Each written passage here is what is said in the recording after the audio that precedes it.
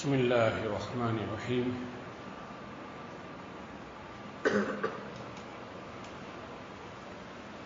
الحمد للہ رب العالمین الصلاة والسلام على اشرف الانبیاء والمرسلین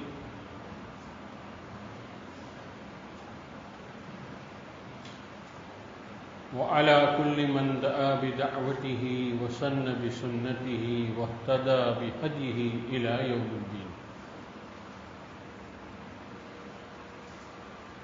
رب اشرح لي صدري ويسر لي أمري واحلل عقدة من لساني يفقه قولي. سبحانك لا علم لنا إلا ما علمتنا إنك أنت العليم الحكيم.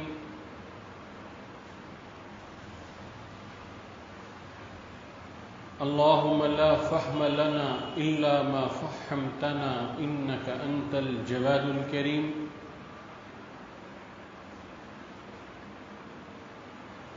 يا معلم إبراهيم علمنا ويا مفهم سليمان فهمنا. اللهم علمنا ما ينفعنا وانفعنا بما علمتنا. دعا فرمائیں اللہ تعالیٰ اس مختصر سے وقت میں حسن نیت کے ساتھ صحیح بات کہنے کی، اس کو سمجھنے کی اور سمجھ کر اس پر عمل کرنے کی توفیق عطا فرمائے.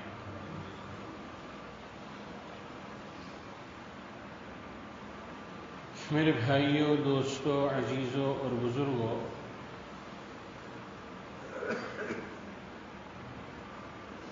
اگر ہم تنہائی میں اپنی اپنی زندگی کا مراقبہ کریں گے اور سچی نیت سے کریں گے تو ہم میں سے ہر ایک کو اپنے اندر بہت کمیاں محسوس ہوں گی.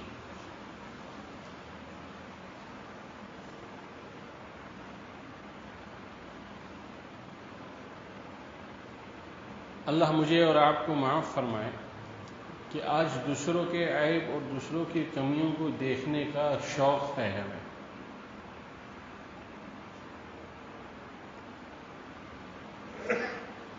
اپنی کمیاں اور اپنی کمزوریاں اور کوتاہیاں پر ہماری نگاہ نہیں جاتی.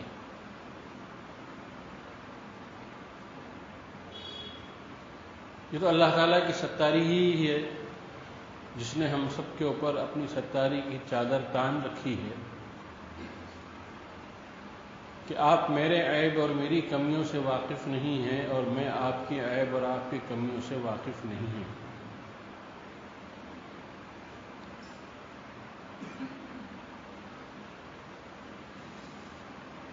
ایک مرتبہ حضور اکرم صلی اللہ تعالی علیہ وسلم کی خدمت میں ایک صحابی تشریف لائے.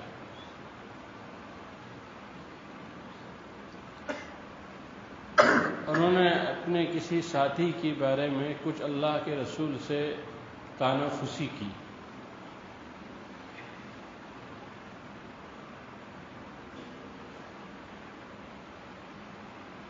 اور ایک بات سمجھ لینا چاہیے دوستو بزرگوں کہ غیبت اس وقت کہلاتی ہے جب ہم کسی ایسے سے بیان کریں جو سامنے والا جس سے بیان کیا جا رہا ہے وہ اس کی اصلاح کا اہل نہ ہو، تب غیبت ہے.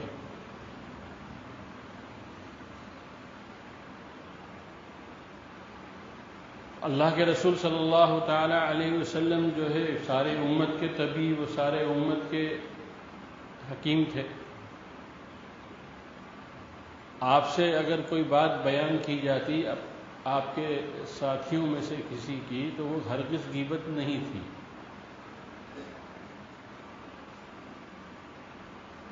لیکن اس کے باوجود اللہ کے رسول صلی اللہ تعالی علیہ وسلم نے فرمایا ان صحابی سے کہ میں یہ پسند کرتا ہوں کہ کوئی بھی میرا عیب، میرے ساتھیوں کا عیب مجھ کو نہ بتلائے. میں یہ پسند کرتا ہوں کہ میرے ساتھیوں کا عیب مجھ کو نہ بتلائیں، کہ میں دنیا سے اس حال میں رخصت ہونا چاہتا ہوں کہ میرا دل ہر ایک کے بارے میں صاف اور شفاف ہو، اس میں کوئی کدورت نہ ہو.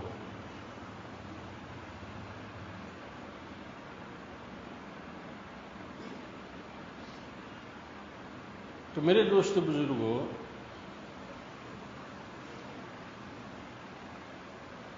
آج تقریباً یہ رواج ختم ہو گیا کہ ہم اپنے عیب کو دیکھیں.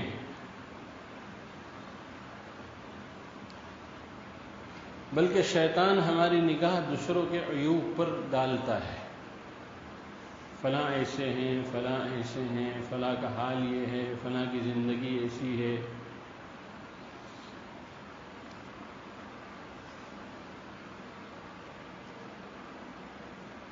اور یہ بات سمجھانے والے نے خوب سمجھائی ہے کہ جب آدمی اپنی انگلی سے کسی اور کی طرف اشارہ کرتا ہے تو اس کے طرف تو ایک انگلی اٹھتی ہے. کتنی انگلی اٹھتی ہے؟ لیکن اس کی اپنی ذات کی طرف کتنی انگلی رہتی ہے؟ 3 انگلی رہتی ہے. اشارہ ایک انگلی اٹھا کر دوسروں کے بارے میں اشارہ کر رہا ہے، لیکن یہ بھول رہا ہے کہ یہ 3 انگلیاں جو ہے یہ مجھ کو خود میرے بارے میں اٹھ رہی ہے.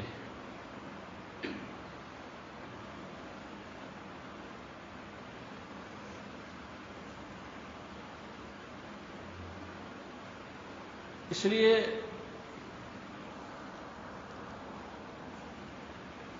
اس مزاج میں تبدیلی لانے کی ضرورت ہے کہ ہر آدمی اپنا عیب دیکھے، اپنی کوتاہی اور کمزوری پر اس کی نگاہ ہو. دوسروں کے عیب اور دوسرے کی کمزوری اور کوتاہی پر نگاہ ڈالنے کا سب سے بڑا نقصان یہ ہوتا ہے کہ آدمی کے دل میں اس کے خلاف خدورت اور میل جمع ہو جاتا ہے، اور پھر وہ بغیر معافی مانگے، بغیر دھلائے جو ہے وہ صاف نہیں ہوتا.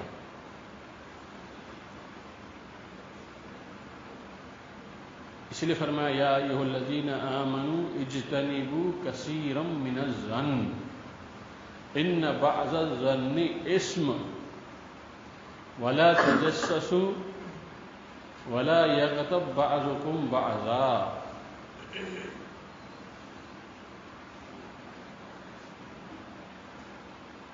کہ بدگمانی سے بچو. کس سے بچو؟ اس لیے کہ بدگمانی کے لیے شرعی دلیل کی ضرورت ہے. کسی کے بارے میں بدگمانی کو دل میں لانے کے لیے شرعی دلیل ضروری ہے. اور آدمی خوشگمانی کے لیے کوئی دلیل نہیں ہے، ہر ایک سے خوشگمان رہ سکتا ہے، لیکن بدگمانی کے لیے دلیل ضروری ہے. اس لیے فرمایا اجتنبوا کثیرا من الظن، کہ بہت زیادہ جو ہے بدگمانیوں سے بچو. کیوں؟ ان بعض الظن اثم، اس لیے کہ اکثر جو ہے بدگمانیاں جو ہے وہ گناہ ہوتی ہیں. اور یہ بدگمانی کب ہوتی ہے؟ جب آدمی اپنی ذات کو چھوڑ کر سامنے والے کی ذات کو دیکھتا ہے، اپنا عیب چھوڑ کر سامنے والے کے عیب کو دیکھتا ہے، تبھی تو بدگمانی ہوگی. ان بعض الظن اثم، بہت سے بدگمانیاں ایسی ہیں جو سراسر گناہ ہے. ولا تجسسوا، اور دیکھو اگر بدگمانی سے بچنا چاہتے ہو تو اس کا علاج اللہ بتلا رہے ہیں کہ ایک دوسرے کا تجسس مت کرو، ایک دوسرے کی ٹوہ میں مت لگو.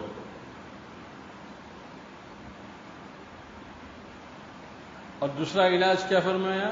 ولا یغتب بعضکم بعضا، اور کوئی کسی کی غیبت نہ کرے۔ بدگمانی ہوگی تو بدگمانی بغیر تجسس کے نہیں ہوتی، کہ آدمی تجسس میں پڑتا ہے، دیکھوں سامنے والے کی زندگی کیسی ہے، اس کا قول کیسا ہے، اس کا فعل کیسا ہے، اس کی رفتار کیسی ہے، اس کی گفتار کیسی ہے، تو تجسس کے ذریعے سے جو ہے وہ بدگمانی میں مبتلا ہوتا ہے۔ اب جب بدگمانی ہو گئی تو اب طبیعت یہ چاہتی ہے کہ وہ پیٹ کے اندر دبی نہ رہے، اب دل چاہتا ہے کہ اس کو جو ہے یہ پیٹ میں سے باہر نکلے۔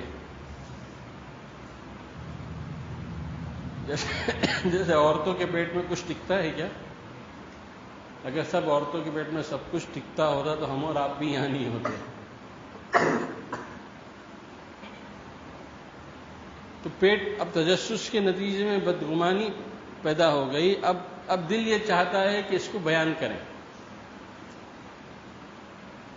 اور پھر آدمی شیطان اتنا دھاکڑ اور اتنا چالاک ہے کہ وہ جتنا ہوتا ہے اتنا نہیں بیان کراتا،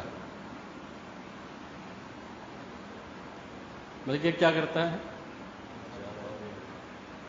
اس میں چٹکارے ایڈ کرتا ہے، خوب بہترین مسالے ایڈ کرتا ہے، اور اس کے بعد اس کو جو ہے خوبصورت پلیٹ کے اندر اس کو سجاتا ہے اور سامنے والے کی ضیافت کرتا ہے۔ پھر تمہیں خبر بھی ہے کچھ؟ ایسے ہیں ایسے ہیں ایسے ہیں۔ حالانکہ کبھی بسا اوقات میرے دوست بزرگوں معاملہ کچھ اور ہوتا ہے، حقیقت کچھ اور ہوتی ہے، لیکن آدمی اس کی گہرائی میں نہیں جاتا۔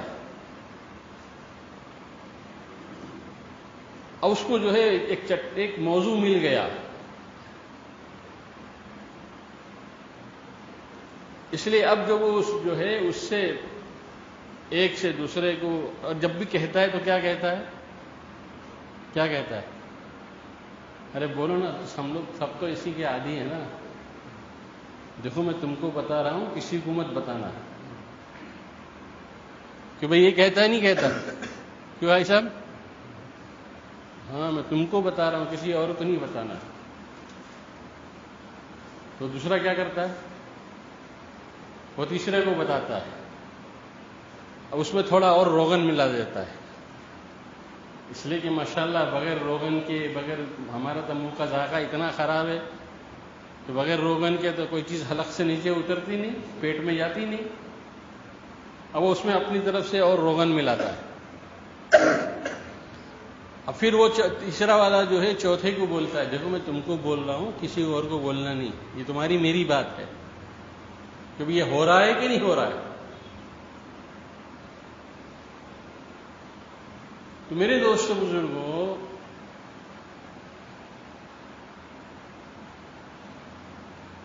اس مزاج کو اپنے اندر پیدا کرنے کی ضرورت ہے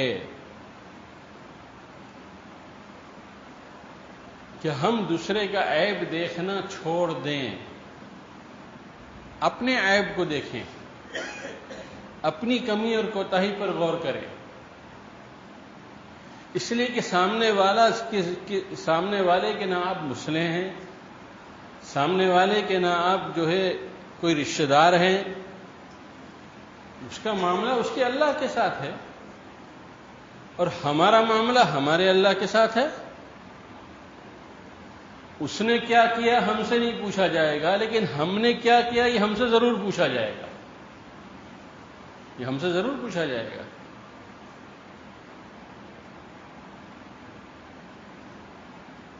اس لیے نگاہیں بدلنی چاہیے، سوچ بدلنی چاہیے، کہ نیگیٹو اپروچ نہ ہو بلکہ پازیٹیو ہو۔ آپ مجھے بتائیں، اللہ کے ذات کے علاوہ کوئی دنیا میں کوئی ایسا ہے جس کے اندر کوئی عیب نہ ہو؟ کوئی نہیں۔ انبیاء علیہ الصلوۃ والسلام معصوم تھے؟ اور اولیاء اللہ جو ہے وہ فتنوں سے محفوظ تھے. باقی دنیا کے اندر جتنے ولی گزرے ہیں اور ولیوں کے سردار گزرے ہیں، کوئی ایک ایسا نہیں جن کے اندر کوئی عیب نہ ہو. ڈھونڈنے والا ان میں بھی ڈھونڈ لے گا.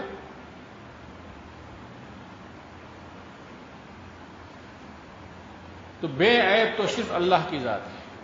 بے عیب کس کی ذات ہے؟ وہ صرف اللہ کی ذات ہے.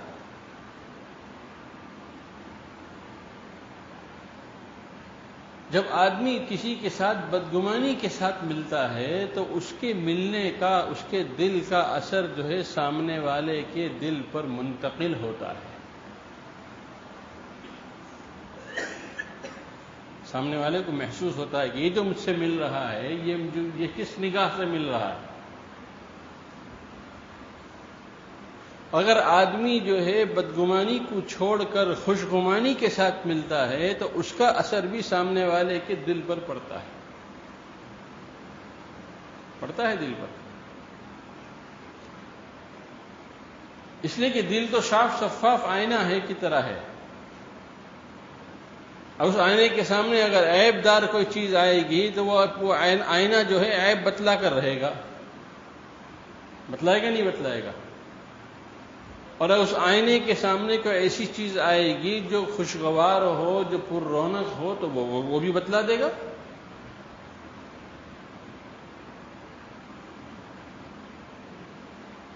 اس لیے اپنے نگاہ کو بدلنا ہے.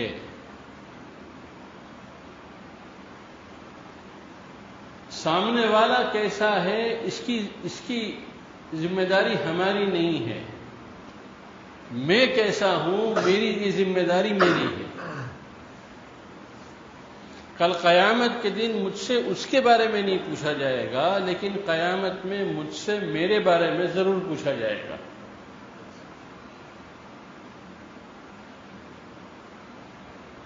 اس لیے اللہ والے فرماتے ہیں کہ یہ کیفیت جب کس طرح پیدا ہو، تو ایک مرض ہے نا، اور بہت خطرناک مرض ہے. اتنا خطرناک مرض ہے کہ یہ استفادے کے سامنے جو ہے کئی شیشے کی دیوار کی طرح جو ہے یہ دیوار بیچ میں حائل آ جاتی ہے. شیشے کی دیوار جتنی مضبوط ہوتی ہے نا وہ حائل ہو جاتی ہے.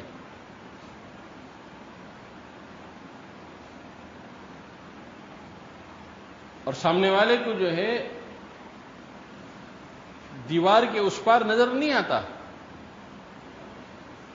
استفادے کی راہیں رک جاتی ہیں، نفع کی راہیں بند ہو جاتی ہے.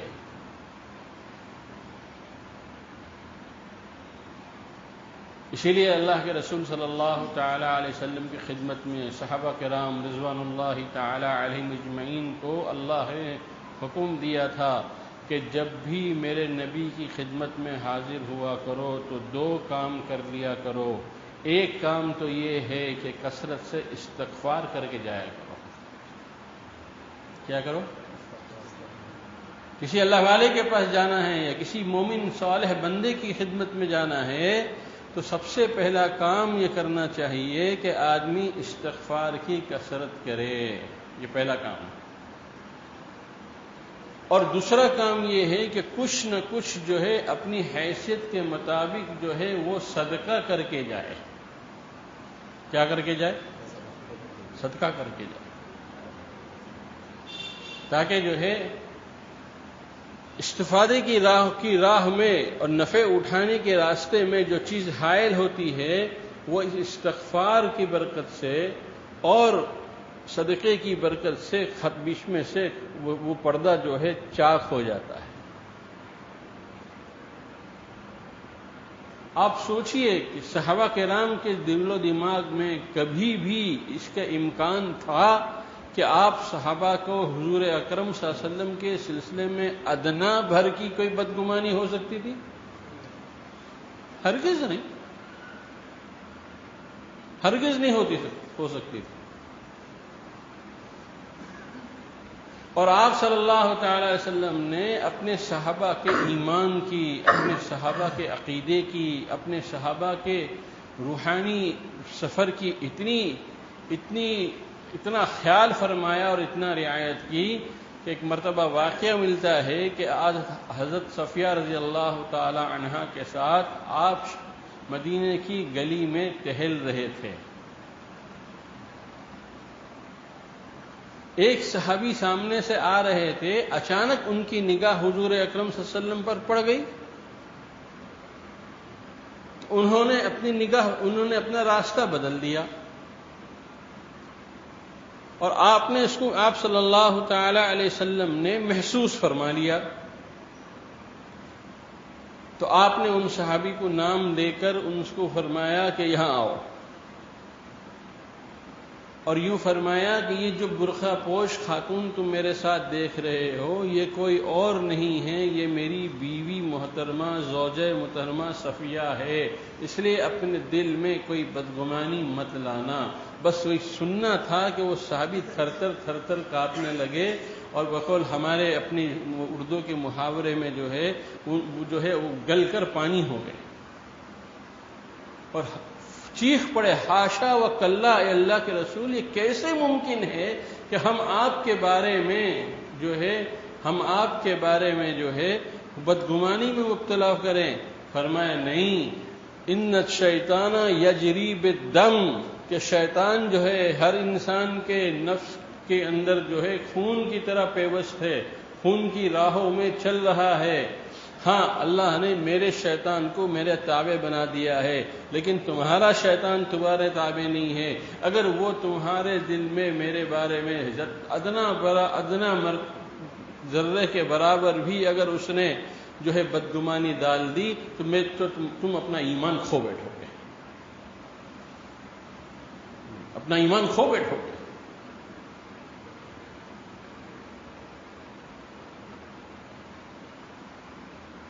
اس لیے میرے بھائیوں، دوستوں، عزیزوں اور بزرگوں، اپنے عیب کو دیکھنے کی مشق کرو. سامنے والے کے عیب کو چھوڑ دو اللہ کے حوالے.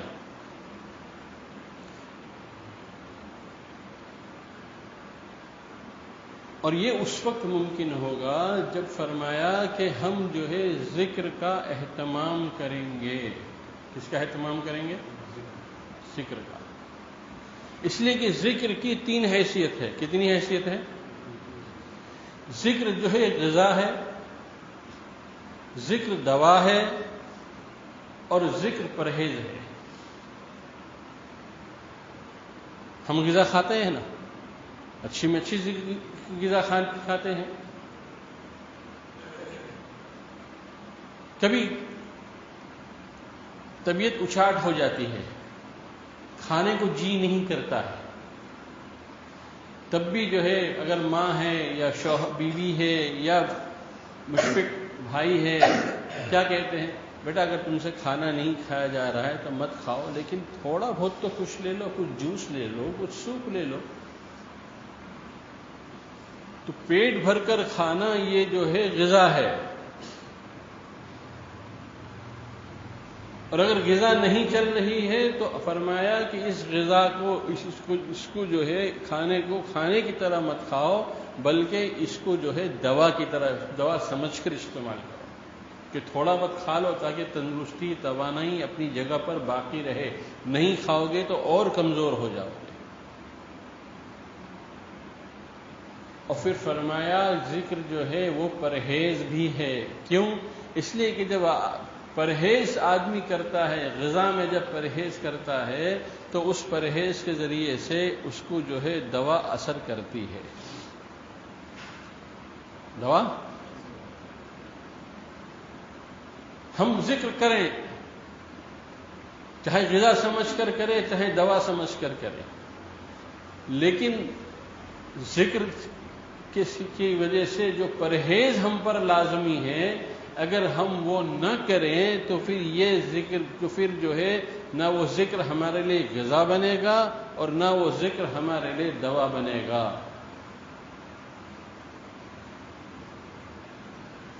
اس لیے پرہیز کے طور پر بھی کیا چاہا جا رہا ہے کہ گناہ سے بچنے کے لیے تم ذکر کو اختیار کرو. یہ تمہارا پرہیز ہے. اگر یہ پرہیز کر لو گے تو آہستہ آہستہ جو ہے معدے کے اندر قبولیت کی صلاحیت پیدا ہو جائے گی. پھر جو ہے دوا بھی اچھی لگے گی اور غذا بھی اچھی لگے گی. کہ بھئی ڈاکٹر ایسے ہی تو کہتے کہ نہیں کہتے؟ طبیب یہی تو کہتا ہے معالج آپ کا کہ پرہیز کرو گے تو مرض جو ہے وہ فاسد جو مرض ہے آپ تمہارے جسم کے اندر، وہ مرض جو ہے آہستہ آہستہ زائل ہو جائے گا. اور اس کے بعد تم کو جو ہے آج تمہاری طبیعت کھانا نہ کھانے کی ہو رہی ہے، وہ تمہاری طبیعت جو ہے کھانے کو طلب کرنے لگے گی. تم شروع میں احتیاط کے ساتھ کھاؤ گے، لیکن جب پرہیز مزید بڑھاتے رہو گے، پرہیز کرتے رہو گے، تو پھر جو ہے یہ پرہیز تمہارے لیے تمہاری بھوک کو کھول دے گا، اور پھر اب کھانا تمہارے لیے غذا بن جائے گا. یہی بات اللہ والے ہم کو اور آپ کو سمجھاتے ہیں. ورنہ اللہ کے بندے جو ہے، جو واقعی اللہ کے بندے ہیں، ان کے لیے ذکر تو ہر وقت غذا ہے. ان کو بغیر اس کے چین نہیں ہے.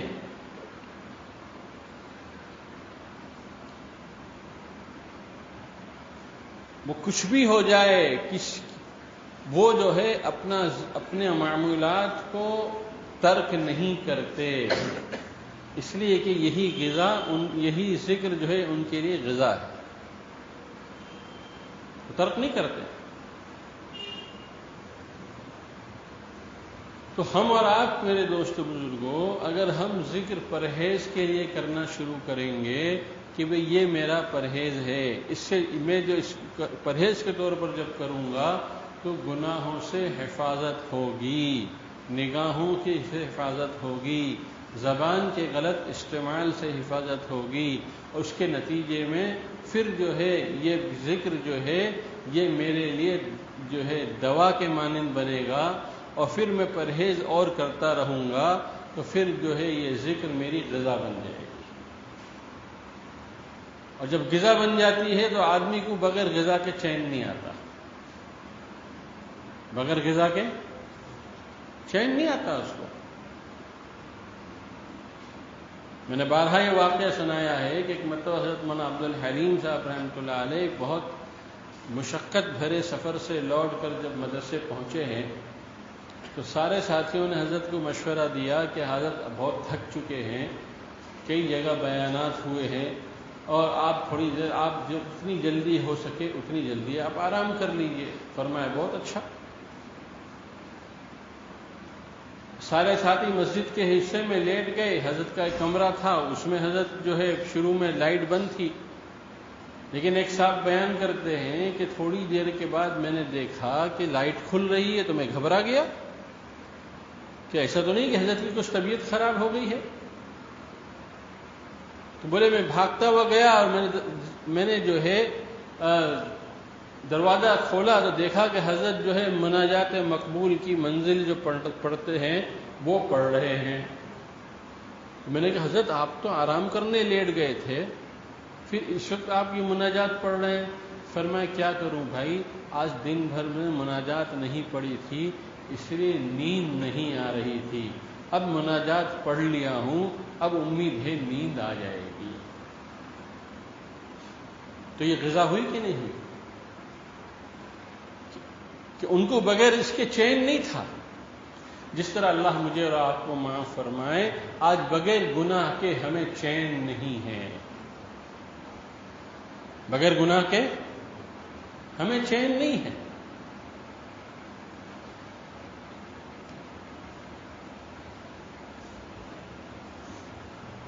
اور ان کا حال یہ تھا کہ بغیر ذکر کے ان کو چین نہیں تھا. آج گناہ ہمارے لیے غذا بن گیا ہے.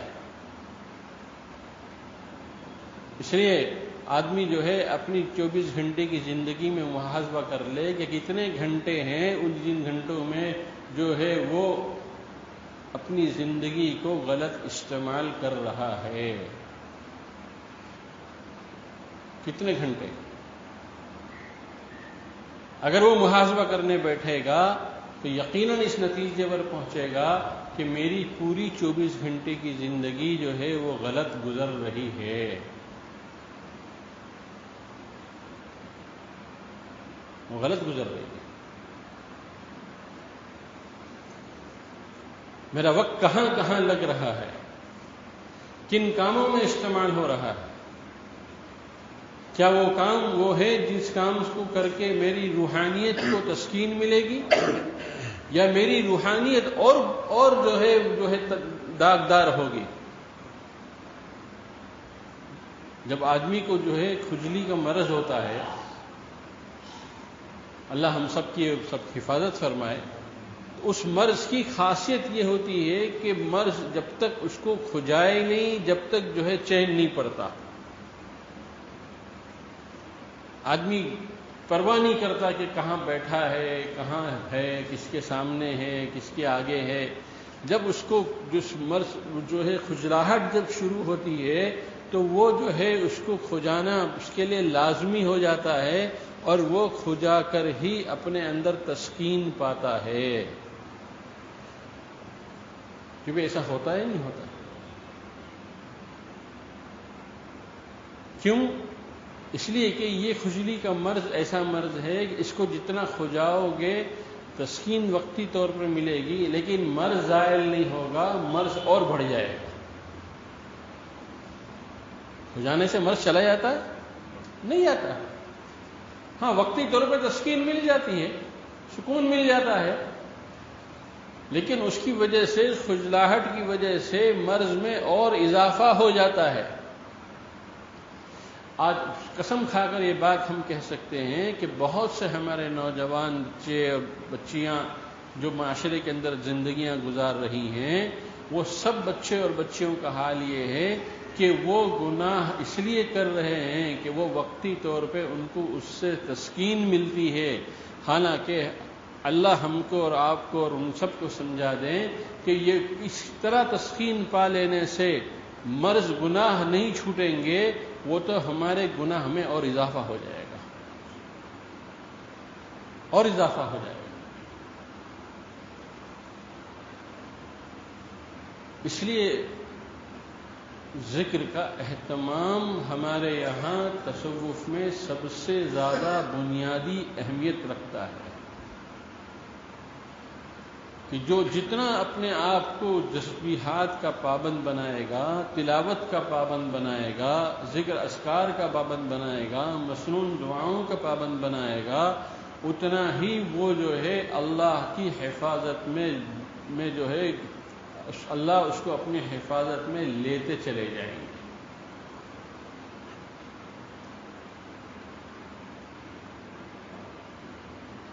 اس لیے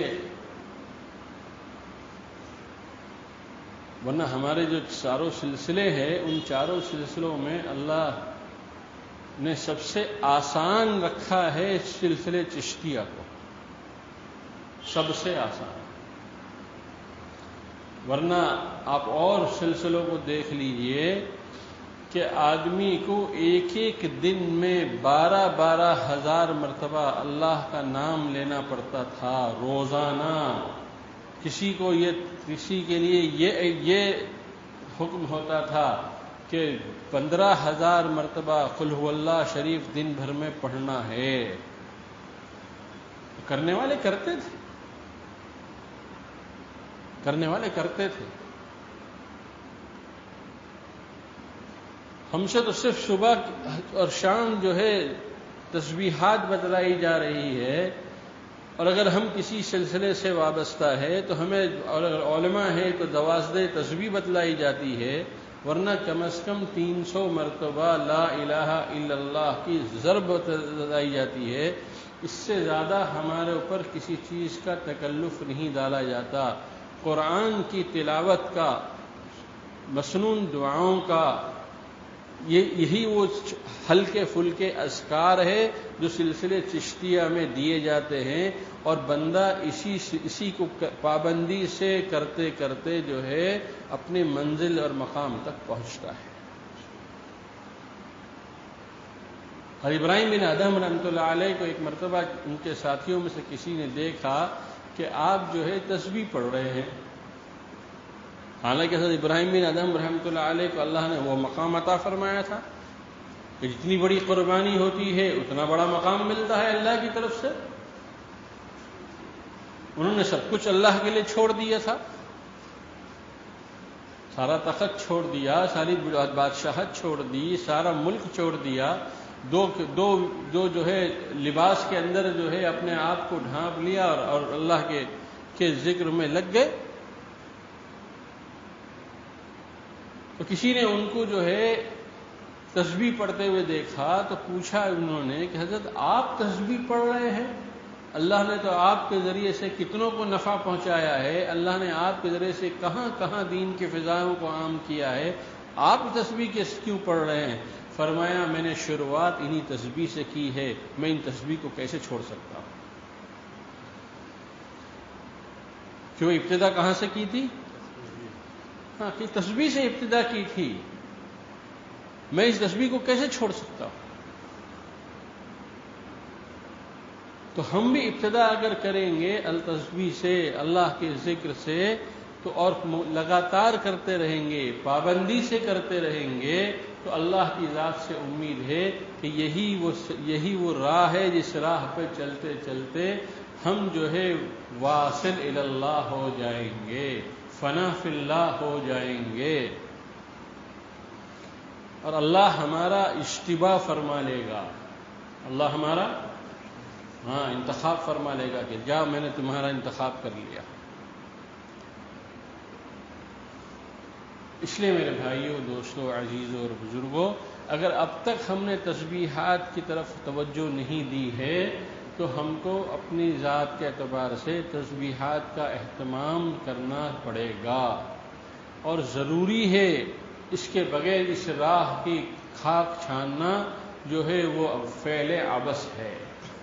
وہ ایسا ہی جیسے کسی پتھر پر اپنا سر مارنا، کہ پتھر پر سر مار کر پتھر کو تو کچھ نقصان نہیں ہوگا لیکن آدمی کا سر ضرور زخمی ہو جائے گا. اس لیے کچھ وقت طے کیجئے، کچھ وقت طے کیجئے جس میں آپ ہو اور آپ کے اللہ ہو، اس کے علاوہ کوئی نہیں ہو. جس طرح گناہ میں ہم جو ہے ساری مخلوق کو بے دخل کر دیتے ہیں، کوئی نہیں ہوتا ہے، آدمی نہیں چاہتا کہ اس کے گناہ کو کوئی دیکھے، اس طرح جو ہے اپنے اندر یہ عادت پیدا کیجئے کہ ہماری نیکی بھی کوئی نہ دیکھے سوائے اللہ کے. ہماری نیکیاں بھی کوئی نہ دیکھے سوائے اللہ کے، اس لیے کہ مخلوق کسی کو کچھ نہیں دے سکتی، نہ آج تک کسی کو ملا ہے نہ مل سکتا ہے. دینے والی ذات اور اکرام کرنے والی ذات اور اپنے نام کی لذت دینے والی ذات صرف اللہ کی ہے. کسی نے حضرت تھانوی علیہ رحمہ سے پوچھا کہ حضرت ذکر کرنے بیٹھتا ہوں حضرت لیکن دل نہیں لگتا، کیا کروں؟ فرمایا غفلت کے ساتھ بھی ذکر کرو گے تب بھی اللہ کا نام اتنا پاورفل اور طاقتور ہے کہ وہ اپنا اثر کر کے رہے گا. کہ بھئی پتھر پر اگر بوند پانی کی پڑ جائے اور پڑتی رہے تو شگاف کر دیتی نہیں کر دیتی، چاہے سنگ مرمر کا پتھر کیوں نہ ہو. اور آج کل کے فیشن کے اعتبار سے جو ہے اٹیلین ماربل کیوں نہ ہو. آپ اپنے گھر میں ایک نل کو اس طرح چھوڑ دیجئے جس میں سے بوندیں پڑتی ہو، آپ کچھ مہینوں کے بعد دیکھیں گے کہ وہ ایک بوند جس کی کوئی حیثیت نہیں ہے، جس کا کوئی وزن نہیں ہے، لیکن اس ایک بوند نے مسلسل پڑنے کی وجہ سے آپ کے فرش کے اندر شگاف کر دیا. تو دل تو اللہ نے بڑا لطیف بنایا ہے، بڑا لطیف بنایا ہے. اور اللہ تعالیٰ جو ہے شروع میں استقامت کے لیے استقامت چاہتے ہیں کہ میرے بندے کے اندر ذکر کا استقامت پیدا ہو، اور جب اس کے اندر استقامت پیدا ہو جاتی ہے تو اللہ دنیا میں اپنے نام کی لذت عطا فرما دیتے ہیں. اپنے نام کی، ہاں آخرت میں جو دیں گے وہ الگ ہے. لیکن دنیا کے اندر اللہ اپنے نام کی لذت دے دیتے ہیں، اور جب ایک آدمی اللہ کے نام کی لذت دنیا میں چکھ لیتا ہے تو پھر اس ساری لذتوں سے اللہ اس کو بے پرواہ کر دیتا ہے۔ پھر اس کو نہ لباس کی لذت ہوتی ہے اس کی نگاہ میں، نہ اس کو فیشن کی لذت ہوتی ہے، نہ اس کو بیوی بچوں کی لذت ہوتی ہے، بس اس کا دل وہ جو ہے اللہ کے نام کی لذت میں محو ہو جاتا ہے۔ اس لیے میرے بھائیوں، دوستوں، عزیزوں، بزرگوں، اپنا وقت نکالو اور تھوڑی دیر کے لیے اللہ کے نام کے لینے کی عادت ڈالو، چاہے شروع میں دل نہ لگے لیکن کرتے کرتے دل بھی لگے گا، اور اس کے بعد یہی وہ راہ ہے جس راستے سے چل کر اللہ ہمیں محض اپنے فضل و کرم سے منزل تک پہنچا دیں گے۔ کہ بھئی کرو گے؟ اللہ تعالیٰ مجھے بھی اس کی توفیق عطا فرمائے اور آپ کو بھی اس کی توفیق عطا فرمائے۔ وآخر دعوانا ان الحمد للہ رب العالمین۔ اللہم صل علی سیدنا و مولانا محمد وعلی آل سيدنا ومولانا محمد وبارك وسلم۔ ربنا ظلمنا أنفسنا وإن لم تغفر لنا وترحمنا لنكونن من الخاسرين۔ اے اللہ، ہم گنہگار بندے اور گنہگار بندیاں آپ کے حضور میں حاضر ہیں، اعتراف کرتے ہیں اور اقرار کرتے ہیں جیسی زندگی گزارنی چاہیے تھی ہم نے ویسی زندگی نہیں گزاری، اپنے فضل و کرم سے معاف فرما دیجیے۔ اے اللہ معاف فرما دیجیے، اے اللہ معاف فرما دیجیے۔ اے اللہ جس دل کو آپ نے صرف اپنے لیے خاص فرمایا تھا وہی دل کے اندر ہم نے آپ کے علاوہ سب کو بھر دیا۔ اے اللہ ہم نے ساری مخلوق کو اس میں جگہ دے دی، نہیں جگہ دی تو صرف آپ کو جگہ نہیں دی۔ اے اللہ اب ہمارے دل کے اندر سے ساری مخلوق کو ہٹا دیجئے اور آپ ہمارے دل میں آ کر بس جائیے۔ اے اللہ، اے اللہ، اے اللہ، چھوٹی منہ اور بڑی بات ہے لیکن آپ سے نہ مانگے تو کس سے مانگے۔ اے اللہ ہمیں اپنے نام کی لذت عطا فرما دیجئے، سجدوں کا سرور عطا فرما دیجئے، مناجات کی لذت عطا فرما دیجئے۔ اے اللہ جس طرح ہم دنیاوی لذتوں سے آشنا ہے، اے اللہ ہمیں اپنے نام کی لذت چکھا دیجئے۔ اے اللہ ہمیں اپنے نام کی لذت چکھا دیجئے، ہمیں اے اللہ دیوانہ وار بنا دیجئے۔ اے اللہ ہمیں اپنی محبت میں پاگل کر دیجئے، اپنی محبت کا شیدائی بنا دیجئے۔ اے اللہ، اے اللہ، اے اللہ ہم بہت بہت بہت دور ہو چکے ہیں۔ اے اللہ جسم بھی ہمارا بہت گندا ہو چکا اور دل بھی ہمارا بہت گندا ہو چکا۔ اے اللہ دل کو بھی صاف فرما دیجئے اور جسم کے آلات اور اس کے اوپر جو گناہوں کے اثرات ہے اے اللہ اس کو بھی پاک صاف فرما دیجئے۔ اے اللہ ہمیں صاف شفاف دل عطا فرما، وہ زندگی عطا فرما جس زندگی سے آپ کو محبت ہے، وہ زندگی عطا فرما جس زندگی سے پر آپ کو پیار آتا ہے، اور اے اللہ اس زندگی سے ہماری حفاظت فرما جس سے آپ ناراض ہوتے ہیں۔ اے اللہ ہم سب کی بہترین اور کامل تربیت فرما دیجئے۔ اے اللہ کامل تربیت فرما دیجئے۔ اے اللہ ہم سب کی بہترین اور کامل تربیت فرما دیجئے۔ زندگی جس طرح گزارنا آپ کو پسند ہے اس طرح گزارنے کی توفیق عطا فرما دیجئے۔ اے اللہ، اے اللہ، اے اللہ ہمیں کچھ کام کا بنا دیجئے، ہمیں اپنے کچھ کام کا بنا دیجئے۔ اے اللہ یہ زندگی گناہوں میں ضائع ہو رہی ہے، یہ زندگی گناہوں کے اندر اے اللہ سڑ رہی ہے۔ اے اللہ اس گناہوں کے دلدل سے نکال دیجئے، اور اے اللہ ہمیں جو ہے کچھ کام کا بنا دیجئے۔ اے اللہ ہمیں اس دین کی خدمت کے لیے قبول فرما لیجئے، قرآن کی خدمت کے لیے قبول فرما دیجئے۔ اے اللہ ارشاد اور ارشاد کی خدمت کے لیے قبول فرما لیجئے۔ اے اللہ امت کے اندر بے دینی کی لہر جو اے اللہ قائم ہوتی چلی گئی ہے اس کی آنچ سے سب کو بچانے کی خدمت ہم سے لے لیجئے۔ اے اللہ پوری امت کو توبہ نصیب فرما، توبت نصوح نصیب فرما، اور اے اللہ امت کی حفاظت فرما، امت کی بہترین تربیت فرما۔ اے اللہ امت کو باطل کے نرگوں سے نکال دیجئے، امت کو باطل کے حوالے نہ فرمائیے۔ اے اللہ امت کو باطل کے حوالے نہ فرمائیے۔ اے اللہ یہ امت اے اللہ بے سہارا ہو چکی ہیں۔ اے بے سہاروں کے سہارا، اے بے سہاروں کو سہارا دینے والا، اس امت پر شفقت کا ہاتھ رکھ دیجئے، اے اللہ محبت کا ہاتھ رکھ دیجئے، حفاظت کا ہاتھ رکھ دیجئے، اور امت کے لیے پھر سے مسیحا کو پیدا فرما دیجئے۔ اے اللہ ہماری نگاہوں ایسے کو ڈھونڈ رہی ہے، اے اللہ ایسے کو پیدا کر کے ہمیں اس زمروں میں ہمیں بھی شامل فرما لیجئے، ان کے جھنڈے تلے ہمیں جمع فرما دیجئے۔ اے اللہ اپنے راستے کی شہادت ہم کو نصیب فرما، اے اللہ حضور پاک صلی اللہ علیہ وسلم کے دیار میں ہم سب کو مرنا نصیب فرما، اپنے راستے کی شہادت نصیب فرما۔ اے اللہ جو مانگا وہ بھی عطا فرما، بن مانگے جو نعمتیں آپ نے دے رکھی ہے ان نعمتوں میں شکر کی توفیق عطا فرما، ان نعمتوں میں اضافہ فرما، ان نعمتوں میں اے اللہ ان نعمتوں کو صحیح استعمال کرنے کی توفیق عطا فرما۔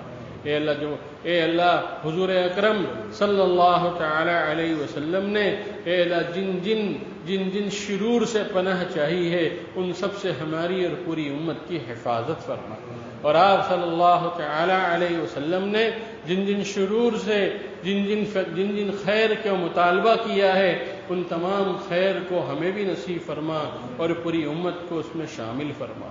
اے اللہ اپنے فضل و کرم سے حضور اکرم صلی اللہ تعالی علیہ وسلم کے صدقے طفیل میں ہماری ان دعاؤں کو قبول فرما۔ ربنا تقبل منا انك انت السميع العليم وتب علينا يا مولانا انك انت التواب الرحيم۔ صلی اللہ تعالی علی خیر خلقه محمد وآلہ وصحبہ اجمعین برحمتک یا ارحم الراحمین۔